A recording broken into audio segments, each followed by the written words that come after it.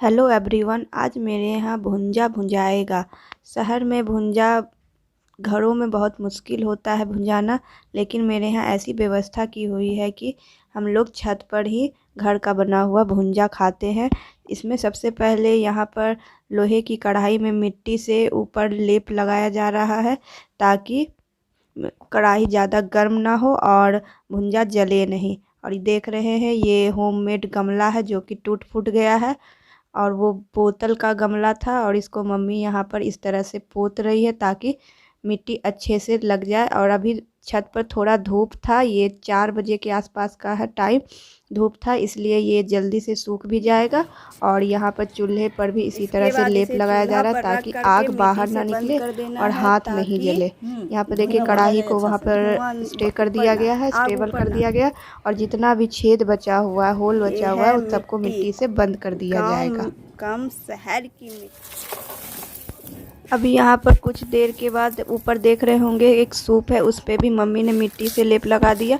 अब यहाँ पर जलावन के थ्रू, ये मैंने पिछले ब्लॉग में, टेरेस ब्लॉग में दिखाया था कि ये घर में बना हुआ मिट्टी का चूल्हा है जिसमें ईंटें से बना हुआ है। अब उसमें मम्मी आग जला रही है, लेकिन कल हवा तो अच्छी चल रही थी, लेकिन जलावन थोड़ा जल्दी जलने वाला होने की वजह से कल बार बार पूरा एक माचिस खत्म हो गया था जलाने में, क्योंकि यहाँ पर सिर्फ मम्मी को जलावन से जलाने के लिए आता है और मुझे तो बिल्कुल भी नहीं आता है, हमसे हो ही नहीं पाता है, बहुत डर लगता है आग से। इसलिए मम्मी ये जलाई थी। जब मैं जलाने गई तो पूरा धुआं धुआं हो गया था।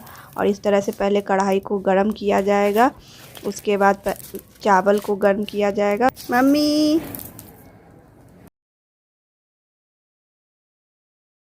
हाँ, मम्मी पीछे से गमलों में पानी दे रही थी और मैं यहाँ पर जो आग मम्मी जलाई थी उसको कंटिन्यू रखने के लिए उसमें और जलावन डाल रही थी। लेकिन देखिए पूरा धुआं धुआं हो गया है और जो भी जल रहा था सारा बुझ गया, और मैंने बहुत कोशिश की पर पूरा धुआं धुआं हो गया और आखिरकार मुझे वहाँ से हटना पड़ा। और उसके बाद फिर मम्मी इसको फिर से जलाई माचिस मारकर, तब जा कर के फिर आगे हुआ।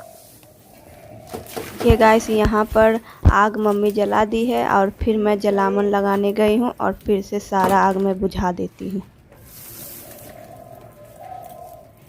अब यहाँ कढ़ाई गर्म हो चुकी है। अब पहले जो भुंजा का जो चावल है उसे गर्म किया जा रहा है। जब ये गर्म हो जाएगा तो इससे फलने में, जो भुंजा बनता है वो बनने में बहुत आसान होगा और फटाफट निकलना शुरू हो जाएगा।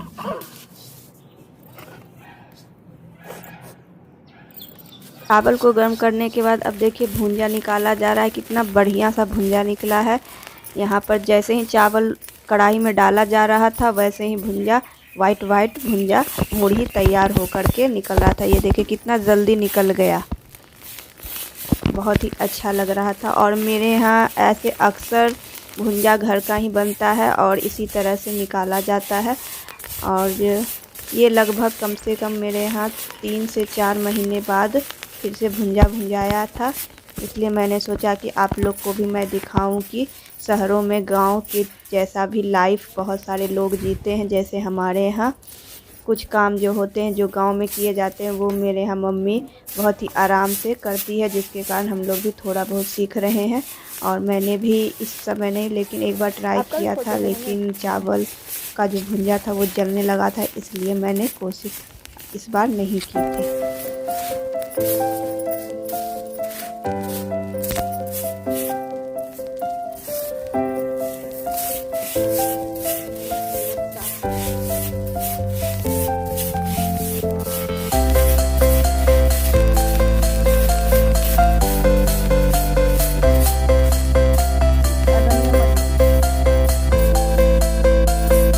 सूप में सारा भुंजा हुआ भुंजा जमा होने के बाद यहाँ पर एक बास्केट में पेपर लगाकर, ताकि गरम से बास्केट ख़राब ना हो, इस तरह से छान करके वहाँ पर रखा जा रहा है। और यहाँ पर मैं नीचे आ गई हूँ, और जब भी मेरे यहाँ भुंजा भुंजाता है, ऊपर चूल्हा जलता है, तो मेरे यहाँ लिट्टी, सत्तू का लिट्टी ज़रूर बनता है, इसलिए मैं यहाँ पर नीचे आ गई हूँ सत्तू की लिट्टी की तैयारी करने। ये है सत्तू और इसमें मैंने नमक, यहाँ पर सत्तू की लिट्टी में मैंने सत्तू, नमक, मिर्च पाउडर, जीरा, आम का अचार और हरी मिर्च वगैरह सब डाल करके सिंपल सा सत्तू तैयार किया। मेरे यहाँ जब भी सत्तू का लिट्टी बनता है तो मेरे पूरे परिवार को सत्तू का लिट्टी पसंद है।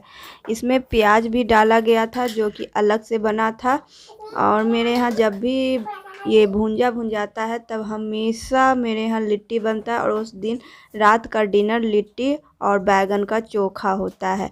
लोग में से ज़रूर बताइएगा कि कौन कौन बिहारी है और किन्हें किन्हें लिट्टी चोखा पसंद है। और अगर ये वीडियो ब्लॉग पसंद आता है तो ज़रूर मेरे चैनल को सब्सक्राइब करिएगा। मैंने सत्तू में तेल डालने से ज़्यादा प्रेफर किया अचार का तेल डालने से, क्योंकि वो पका हुआ भी होता है और उसमें मसाले के कारण सत्तू में और भी टेस्ट आ जाता है। उसके बाद मैंने सारे को मिक्स कर लिया, मिला लिया। अब उसके बाद फिर मैं आटा गूँधूँगी। यहाँ आटे में मैंने लिट्टी का अजवाइन और तेल और आटा लिया और उसके बाद इसे पानी की मदद से गूंद दूंगी। और ये देखिए तैयार है सत्तू खाने के लिए। और ये मैंने चेक किया था, बहुत ही टेस्टी लग रहा था। ऊपर मम्मी भुंजा पूरा भून चुकी थी, इसलिए अब उसमें लिट्टी को डाला जा रहा है। अब यहाँ पर जब ये पक जाएगा तो इसके राख को भींगी कपड़े से पोंछ करके बैगन के चोखा के साथ इसे खाएंगे। बहुत ही टेस्टी लगता है। और अगर आपको यह वीडियो ब्लॉग पसंद आया है तो प्लीज़ मेरे चैनल को सब्सक्राइब ज़रूर करिएगा। और आप लोग बताइएगा कि आप लोगों को कितने लोगों को लिट्टी चोखा पसंद है। तब तक के लिए good night, bye bye, take care.